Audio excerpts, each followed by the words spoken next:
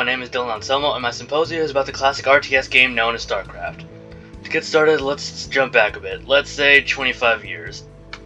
There we go, 1998. Welcome to StarCraft 1, the game where the overlords are big, angry balloons. The game itself came with a 3-episode campaign and the heart of the soul of the game, multiplayer.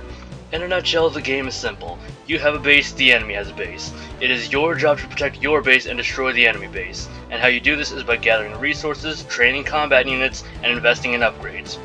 Or just cheese your way to an easy win, whatever works for you. To do this, you have 3 factions.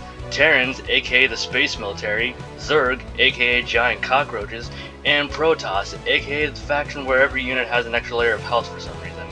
Each faction has units with various strengths and weaknesses, and it is up to you on how you use them. The game was incredibly popular and the skill ceiling was decently high, with the game effectively dominating the esports scene. The game is still widely popular and tournaments are still held with $2 million prize pools, but just isn't as widespread.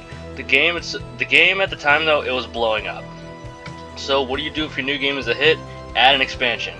Cut to a few months later, Blizzard releases StarCraft Brood War, an expansion that adds new units, maps, and even another 3-episode campaign. New units and maps meant new strategies for players to think of and more ways to play. StarCraft 1 along with Brood War became one of the most popular PC games in the world, but eventually people wanted more, so that's exactly what Blizzard does. In July of 2010, Blizzard releases StarCraft 2, and they came in fast with this game. Improved graphics, 3D models, and increase on the unit's level cap, and like hundreds of other changes to the game. StarCraft 2 was a complete overhaul from the first game. StarCraft 2 had 4 game types: campaign, multiplayer, co-op, and custom games. So yeah, StarCraft 2 has proven to be just as good as the last, and naturally with the game's success, we got not just 1, but 3 expansions. In 2013 we got Heart of the Swarm, the Zerg campaign starring freaky Bug Queen Kerrigan.